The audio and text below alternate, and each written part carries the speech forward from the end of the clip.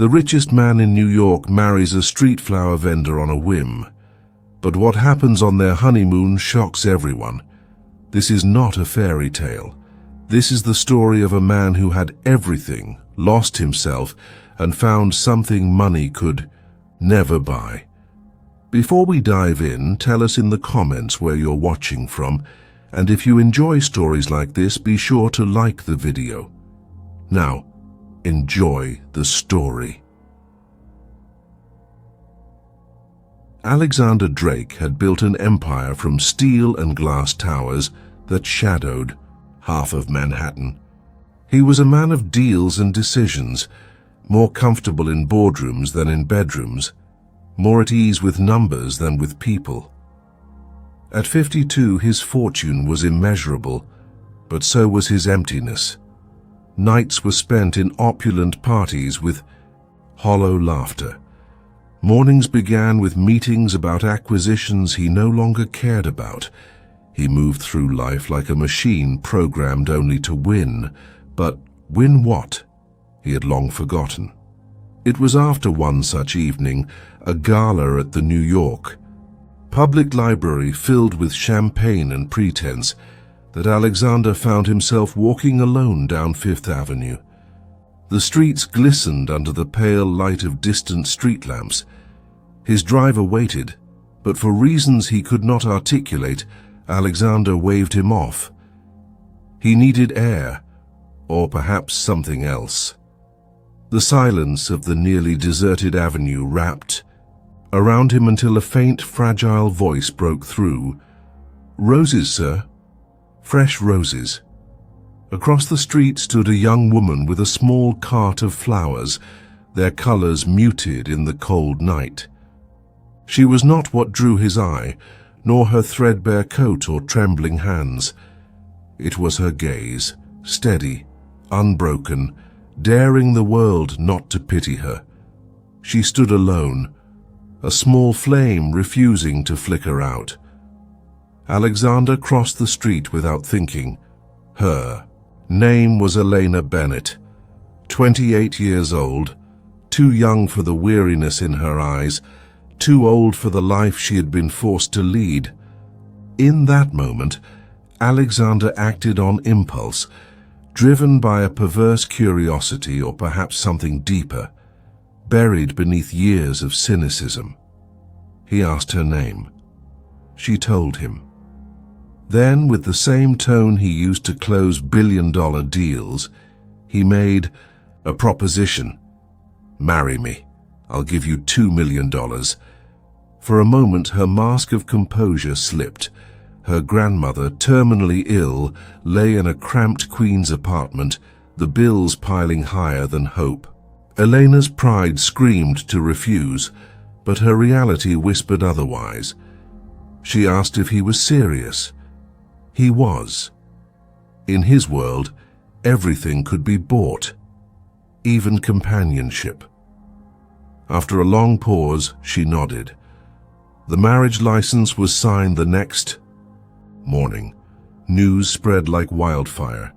The tabloids had a field day, the Ice King's flower girl. Social media buzzed with theories. Was it a stunt? A bet?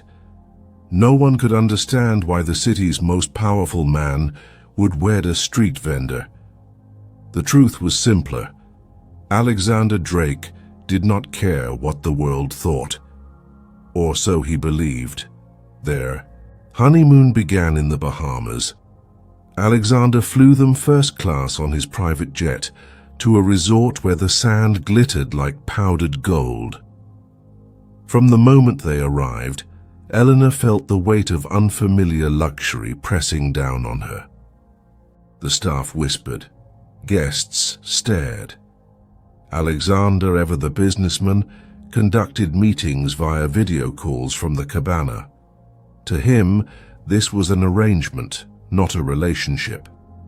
Elena tried to adapt, walking the beaches alone, reading old novels she had brought with her. Alexander barely noticed. To his mind, he had fulfilled the contract. His conscience was clear.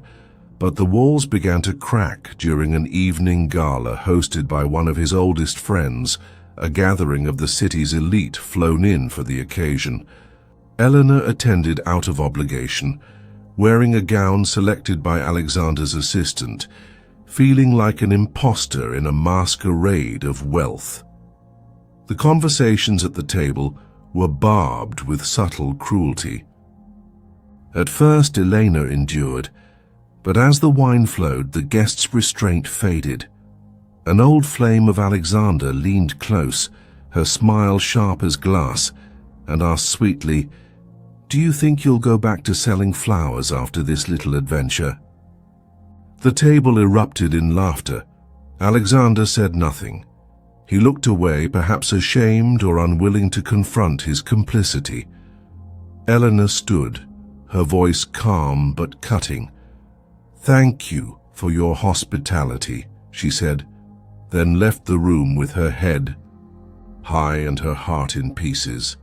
She returned to the villa only long enough to gather her things. Alexander did not stop her. Whether frozen by arrogance or guilt, he watched as she disappeared into the night. The next morning she was gone, back to New York, back to a life that suddenly seemed both smaller and freer. Alexander remained behind, but something gnawed at him. The victory felt hollow. For the first time in years, he questioned whether he had truly won anything at all. A week later, unable to quiet the unease within him, Alexander ordered one of his aides to investigate everything about Elena Bennett, not to control her, but to understand why her absence haunted him more than her presence ever had. And so began the unraveling of Alexander Drake's world, thread by thread, truth by bitter truth. The report came quickly, as expected when Alexander Drake ordered anything. Within hours, a thick dossier landed on his desk, filled with the life of Eleanor Bennett laid bare: academic records, family background, financial hardships. She had been a literature student at Harvard, gifted, driven, with a promising future until her father, Samuel Bennett, was accused of financial crimes that shattered their world. The charges had come swift and merciless, stripping the family of their small publishing house and leaving Elena to fight for survival on the streets of New York. Alexander sat in his glass-walled office, staring at the pages, feeling something foreign: shame. Not for the marriage, not for the public spectacle, but for the part his empire had played. The name Thomas Greer appeared throughout the documents, a man Alexander knew well.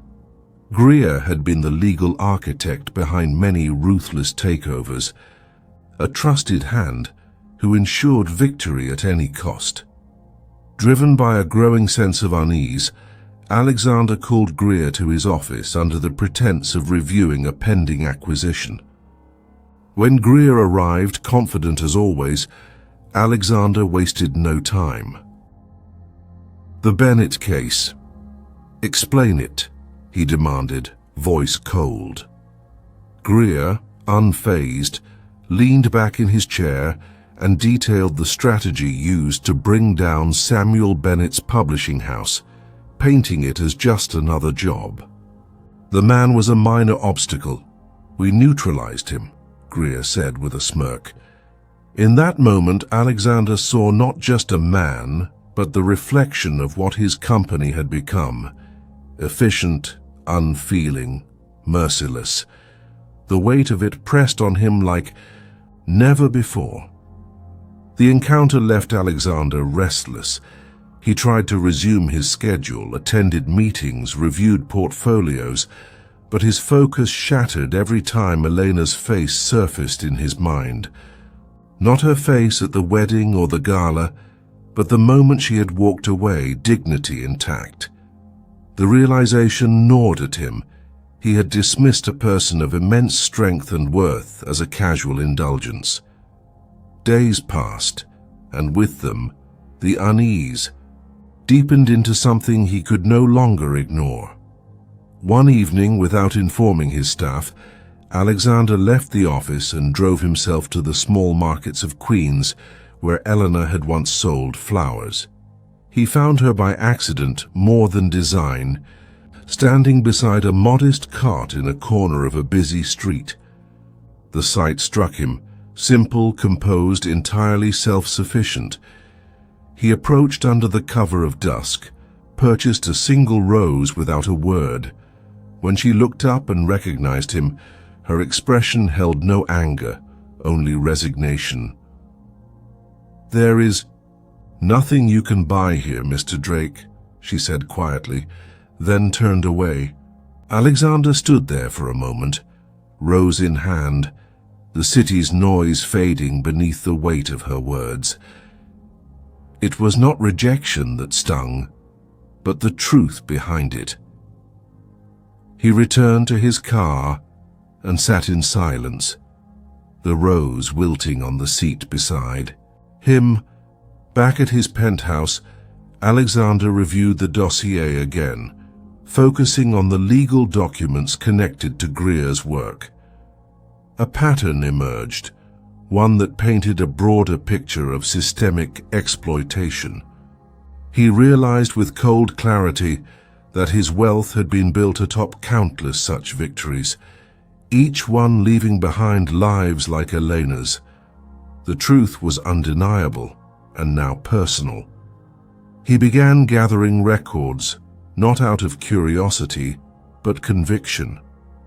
Late into the night, he combed through archives, pulling files long buried, assembling a narrative that could no longer be ignored. Days turned to weeks as Alexander's obsession grew. His executive team noticed the shift. Meetings missed, deals delayed, an air of distraction in a man known for precision. Rumors swirled. Greer, sensing a threat, confronted Alexander in private. "You're jeopardizing everything for a girl from the streets," he said, voice laced with contempt. Alexander, no longer swayed by corporate loyalties, responded with a chilling calm. "I'm jeopardizing everything because it should be jeopardized," he replied. The conversation ended without resolution, but the battle lines were drawn. Alexander Drake had chosen a path from which there was no return. Armed with evidence, Alexander contacted an old ally within the district attorney's office, a man with little love for corporate overreach. He provided the files, sparking an internal review that could not be easily silenced. Meanwhile, Alexander prepared for the inevitable fallout. He penned a resignation letter and drafted a statement of accountability, documents he hoped he would never have to use, but knew he might. His nights were sleepless, consumed by thoughts of Elena, not as a symbol of guilt, but as a mirror to his own moral decay. Then, a breakthrough came. New testimony from a former associate of Greer, confirming the fabrication of evidence in the Bennett case. With this, the legal foundation began to crack.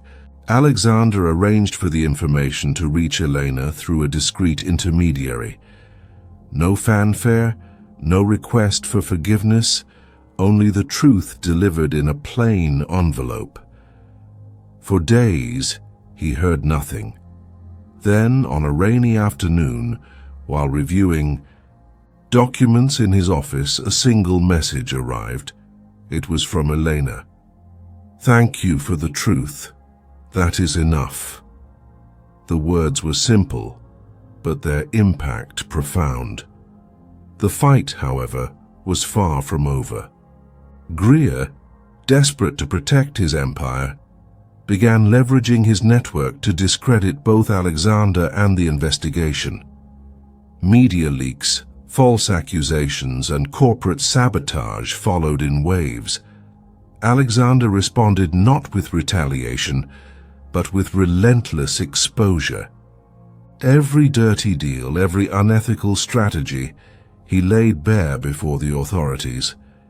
His reputation within the corporate world disintegrated, but his resolve only strengthened. For the first time in decades, Alexander Drake was not playing to win. He was playing to make things right. As the legal case against Greer solidified, Alexander prepared for the final step, public acknowledgement of his own complicity. The move would destroy what remained of his standing, but the decision had already been made. One evening, standing before a mirror in his now sparsely furnished penthouse, Alexander saw a man stripped of power, but not of purpose. He adjusted his tie, pocketed the resignation letter, and stepped into the storm he had helped create. There was no guarantee of redemption, no assurance of absolution, only the certainty that some truths could no longer be buried, and some debts could no longer be ignored. The decision was made. Alexander Drake no longer belonged to the insulated world of corporate kings, nor did he seek its approval. What began as a self-inflicted wound, a rash proposal to a street vendor, had become a crusade to confront the rot he had ignored for decades. As the legal case against Thomas Greer advanced, Alexander shifted his focus to the deeper cancer within his empire. The files piled high in his penthouse were only the beginning. Every document told a story. Families crushed, small businesses devoured, lives upended, so that his company's quarterly reports would impress shareholders. The faces behind the numbers haunted him now, none more than Eleanor's. Her brief message had confirmed what Alexander already knew. This was no longer about seeking her forgiveness. It was about facing himself. Each day, he plunged deeper into the archives, driven by equal parts guilt and grim determination. Trusted allies became distant as the board of directors closed ranks around Greer, more concerned with preserving the company's image than pursuing justice. Rumors flew. Alexander was unstable, obsessed, perhaps unwell. The media began circling, eager to capture the fall of a titan. Yet he pressed on, undeterred by whispers or threats. Meanwhile, the district attorney's office began moving quietly, but decisively. Former employees, emboldened by Alexander's actions, came forward with testimony and corroborating documents. The dam had cracked, and soon it would burst. Alexander knew the retaliation would come swiftly. Greer, true to form, launched a smear campaign, feeding the press fabricated scandals, leaking private correspondence, and painting Alexander as a man unraveling before the public eye. Investors panicked. Drake Industries' stock plummeted. Friends vanished. In a matter of weeks, Alexander had become a pariah among the very circles that once courted him, but the isolation suited him. Without the pretense of loyalty or friendship, he was free to act without restraint. Late one night, after hours spent reviewing legal briefs, Alexander reached out to Elena directly for the first time since their bitter parting.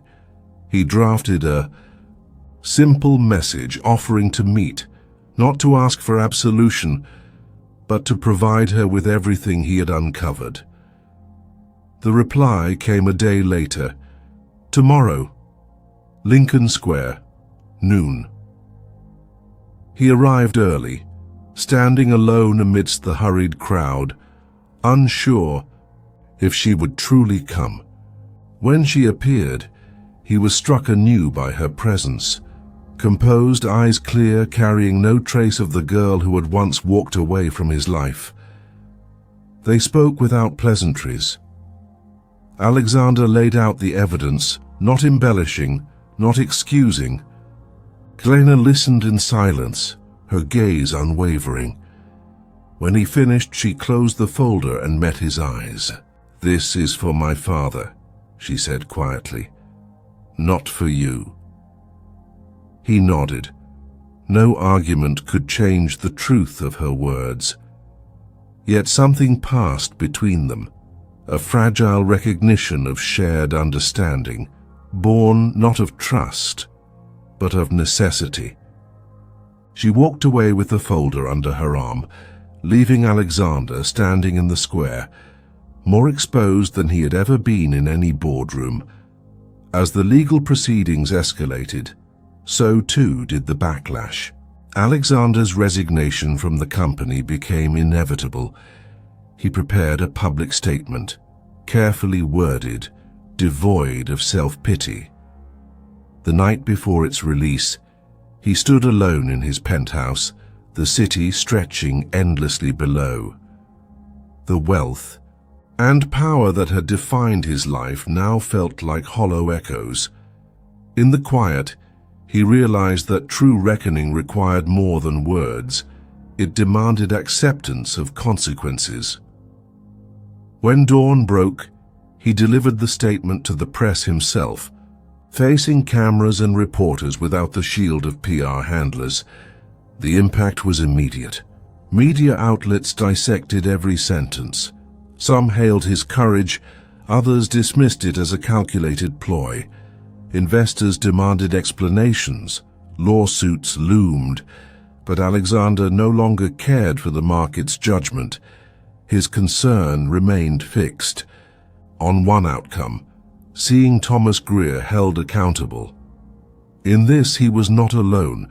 The growing public outcry, fueled by the evidence Alexander had unearthed, forced law enforcement to act decisively.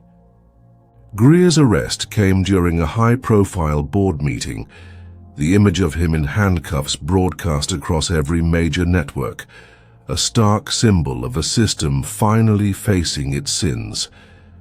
In the aftermath, Alexander retreated from public life.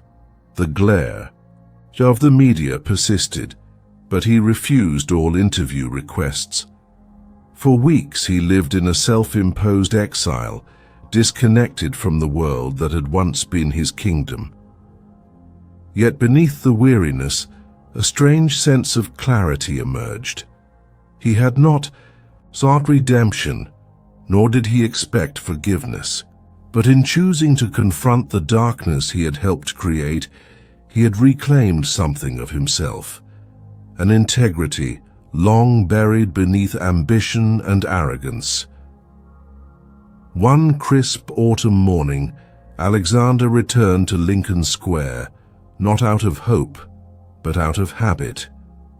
There, amidst the flow of life, he spotted Elena across the plaza, speaking with a young woman selling handmade jewelry. Their eyes met briefly. She offered a nod, not an invitation, not a reconciliation, but an acknowledgement. It was enough. He smiled faintly and walked on, knowing that some distances were best respected. In the quiet that followed, Alexander Drake understood that while the future remained uncertain, the man who walked away from that square was no longer the one who had walked into it months before, and that perhaps was victory enough. By the time Thomas Greer was indicted, the corporate fortress that once protected him began to fracture from within. Board members scrambled to contain the damage, issuing hollow statements about their commitment to ethics, while quietly seeking legal counsel for themselves. Alexander Drake, having already resigned, was both target and outcast. He no longer occupied a corner office nor commanded the deference of subordinates. Instead, he worked alone from a modest apartment, its Spartan furnishings a stark contrast to the life he had abandoned. Yet he had no regrets. What mattered now was ensuring that justice, long denied to so many, was finally served in full. The legal battle was brutal. Greer, even from a prison cell, wielded a network of loyalists who fought to suppress key evidence and discredit witnesses. His legal team attacked Alexander relentlessly, accusing him of orchestrating the entire scandal out of spite and personal instability. Each media cycle was a barrage of insinuations. Still, Alexander pressed on, coordinating with prosecutors, supplying additional documents unearthed from deep within the company's archives. Every evening, he reviewed affidavits and prepared for deposition after deposition, driven not by vengeance, but by a relentless sense of responsibility. During this storm, Alexander kept one eye on Elena's case. The re-examination of her father's conviction moved slowly through the courts, burdened by years of systemic neglect. But the tide had shifted. Public interest, galvanized by the scandal, pushed for transparency. A new judge was assigned, one known for integrity and fairness. Alexander remained at a distance, offering support only through legal channels. He understood that any direct involvement could taint the process or risk reopening wounds that Elena deserved to heal in her own way. Yet in quiet moments, he wondered if she knew how closely he followed every update, every motion filed. The weeks turned to months. The trial against Greer commenced under intense scrutiny. Alexander was called as a key witness, an experience that tested every ounce of resolve. On the stand, under blistering cross-examination, he laid bare the truth, not only of Greer's actions, but of his own willful blindness. He spoke without embellishment or self-pity, accepting responsibility where it was due. The courtroom was silent as he recounted how ambition had eclipsed conscience, how success had been purchased with the suffering of others. When he stepped down, the weight lifted was not from his shoulders, but from his conscience. As the trial neared its conclusion, Elena's case reached a pivotal hearing. New evidence, secured by Alexander's efforts, was presented alongside testimony from former insiders. The prosecution's narrative of Samuel Bennett as a criminal collapsed under the weight of truth. In a decisive ruling, the conviction was overturned. Samuel Bennett, frail and weary, was released after years of unjust imprisonment. The news spread swiftly. Eleanor, though private by nature, issued a brief statement thanking those who had fought for justice. Alexander read it in solitude, feeling no triumph, only a deep, quiet relief. In the final days of Greer's trial, a verdict was rendered, guilty on multiple counts of fraud, conspiracy, and obstruction of justice. The sentence was severe, a symbolic end to an era of unchecked corporate malfeasance. Yet for Alexander, the moment was bittersweet. He had helped topple a giant, but in doing so had dismantled much of what he had once built. The empire of Drake Industries was irreparably altered. Its reputation tarnished, its future uncertain, but perhaps that was as it should be. No edifice built on exploitation deserved to stand unchallenged. With the trial behind him, Alexander withdrew further from public life. The glare of the media faded slowly, replaced by newer scandals and fresher prey. In this new silence, he found an unfamiliar peace. His days were simple: long walks, late-night reading, occasional correspondence with prosecutors or former employees seeking guidance. The world he once dominated now seemed distant, almost surreal. He had traded power for principle, and though the cost had been steep, he did not yearn to reclaim what was lost. One crisp winter afternoon, Alexander received a letter. not from a lawyer or journalist, but from Elena. The envelope was plain, the handwriting steady. Inside, a short note. For what you did, no. Words are enough, but I wanted you to know I see it. I see who you chose to become. There was no invitation for reunion, no hint of reconciliation, only an acknowledgement of the truth they both now carried. Alexander read it twice, then placed it carefully among the few possessions he still valued. Life moved forward in measured steps. The world would remember Alexander Drake in many ways.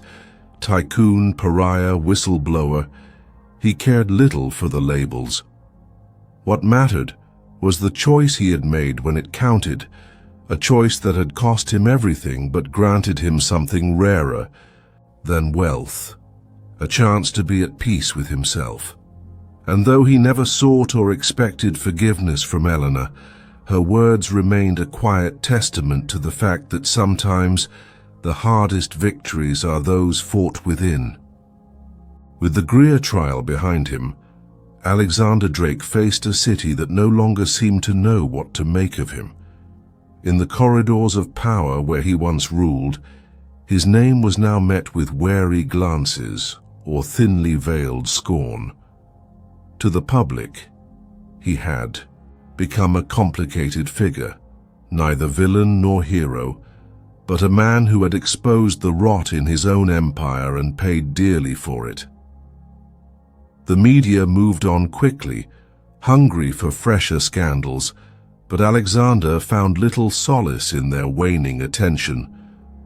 He spent his days in solitude, renting a modest apartment on the Upper West Side, furnished with little more than necessities and books that, once, he might have scoffed at as impractical indulgences. In this quieter life, Alexander maintained a routine that gave him structure without pretension. Mornings were spent reading, afternoons walking the city that had once seemed to orbit him but now felt strangely indifferent. He welcomed the anonymity. The absence of staff and schedules allowed room for reflection, and with it came an unexpected clarity. He had stripped himself of wealth and status willingly, not as penance but because they no longer served a purpose he could respect. Yet amid the simplicity, there remained one unresolved thread: his connection to Elena. Though he had no right to seek her out, the thought of her lingered with quiet persistence. That thought became action when Alexander learned through public court records that the Bennett family had regained ownership of their former publishing house. The court's decision had been swift once the fraudulent evidence was exposed. Samuel Bennett, though physically diminished, had insisted on reopening the business, not for profit, but to restore what had been stolen. Elena had taken an active role in the process, overseeing the restoration with a determination that echoed through every report Alexander read. He felt no urge to intervene. Instead, he watched from afar with a complex mix of pride and regret. Yet even from a distance, Alexander understood that life would not simply return to what it had been for Elena. Public curiosity followed her like a shadow, a byproduct of the scandal that had unwittingly made her name known.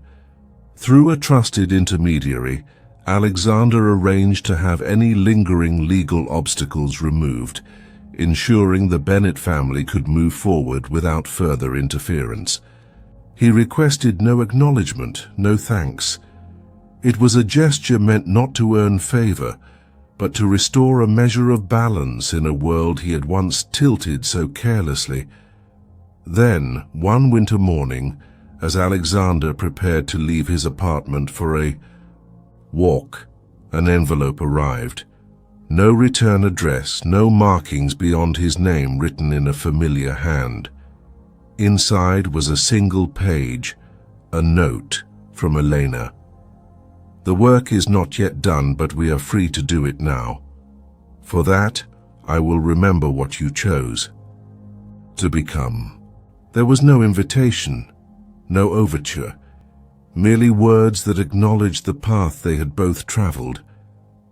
Alexander read the note slowly, then placed it atop a small collection of items he now considered valuable.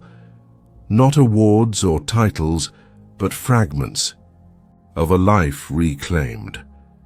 In the weeks that followed, Alexander continued his routine, though with a lighter heart. The city's harsh winter softened into the early promise of spring.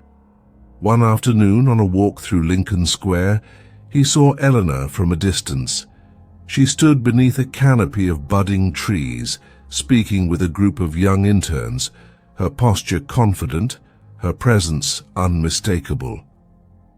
Alexander watched briefly, unseen, then turned to leave. But before he could, Eleanor glanced his way. Their eyes met, not with tension or regret, but with a shared understanding that no words could fully express.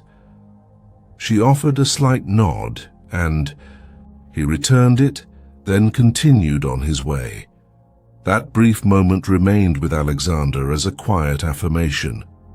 He understood now that not every bond needed mending through words or gestures. Some simply endured, shaped by the choices made in their name. In choosing to confront his own failures, he had freed not only Elena and her family, but, in many ways, himself. He asked for nothing beyond that truth.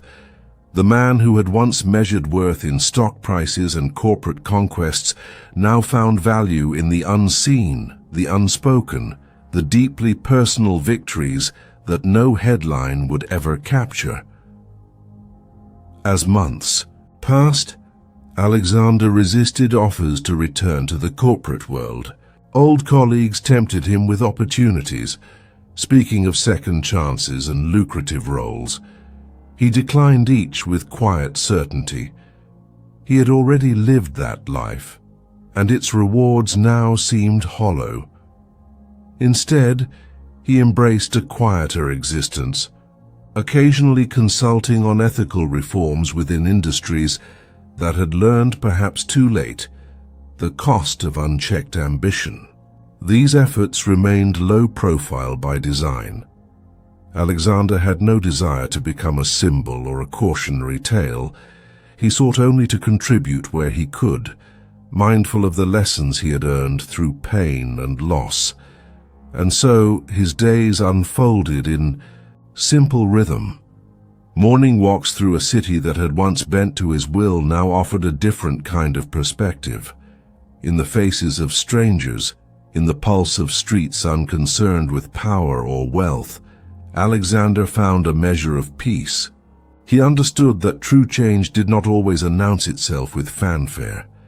Sometimes it lived in the quiet choices, the ones that shaped not only how a man was seen, but how he saw himself.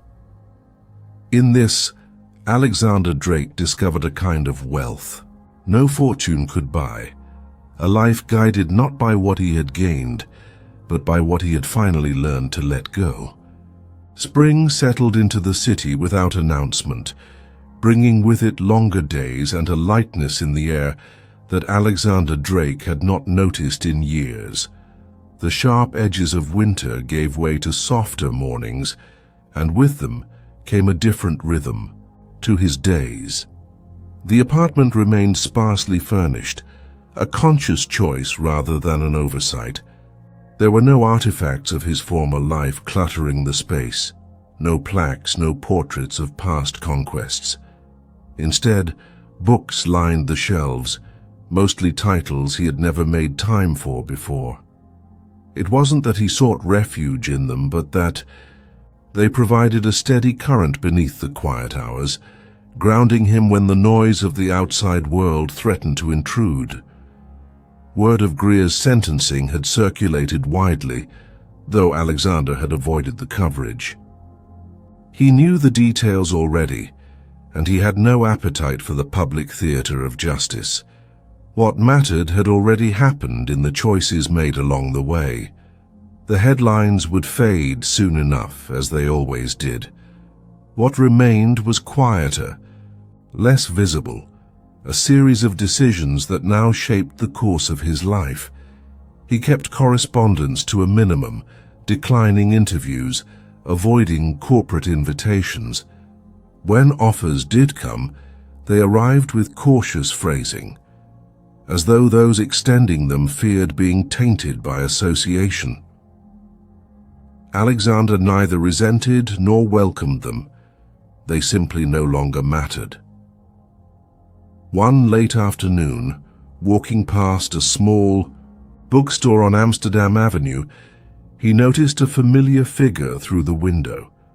Elena was seated at a modest table, reading aloud to a small group of children gathered in a semicircle, their faces rapt with attention. Her voice carried softly through the open door, weaving stories that held the kind of simple power no speech or fortune could match. Alexander remained outside, unseen, watching from a careful distance. He made no move to interrupt, nor did he linger too long. There was no rightful place for him in that moment. Some distances, he understood, should be respected not out of fear but out of grace. In the days that followed, Alexander's routine remained unchanged, though the memory of that afternoon lingered. There was no longing in it, no sense of missed opportunity. Rather, it was a quiet affirmation of something he had once failed to grasp. That value could exist in things he had long dismissed as inconsequential. Each morning, he rose without alarm, brewed his own coffee, read without urgency. The city moved around him with its usual restless energy, but for the first time, he did not feel compelled to match its pace. Instead, he observed it, part of it yet apart from it, content to move within its currents without trying to bend them. Occasionally, small gestures would remind him that not all connections had dissolved. A letter from an old colleague expressing admiration without expectation. A simple thank you note forwarded from a community group that had benefited from his quiet advocacy. These moments, brief and unsought, arrived like ripples across the surface of a deeper stillness. They asked nothing of him, nor did he seek to respond beyond a silent acknowledgement. The absence of grand gestures suited him now. He had come to understand that transformation was not proven through proclamations, but through the consistency of action over time. One early summer evening, Alexander returned once more to Lincoln Square. The plaza buzzed with life. Street performers, families, students sprawled across benches. He moved through the space without particular aim, pausing occasionally to watch the play of light across the buildings. Near the fountain, a small gathering caught his attention. Elena stood there, engaged in quiet conversation with two young women, their arms filled with books and papers. Alexander did not approach. Instead, he remained at a respectful distance, content simply to witness her as she was, unburdened, fully present in a life reclaimed not through his intervention, but through her own strength. Their eyes met briefly across the crowd. There was no surprise in her gaze, no tension, only a calm recognition of the shared history between them. She inclined her head in a subtle gesture, neither invitation nor dismissal, but an acknowledgement of what had passed and what remained unspoken. Alexander returned the nod, then turned away, moving on with a sense of quiet resolution. There was nothing more to be said and no need to say it. The space between them was filled with all that had been endured, all that had been chosen, and, in that, there was a kind of peace. As twilight settled over the city, Alexander walked home through streets that had once seemed merely pathways to conquest. Now they unfolded before him as part of a larger whole, places filled with lives he would never know, stories that would continue long after his own had faded from public view. He did not dwell on legacy or redemption. Such notions seemed too grand, too self-important. What mattered was simpler. The next choice, the next day, lived with a clarity that had long eluded him. In the quiet of his apartment that night, he sat by the window and watched the city lights flicker against the dark. The letter from Elena remained in its place among the few possessions he kept, untouched yet never forgotten. It was not a symbol to be displayed, nor a comfort to be indulged.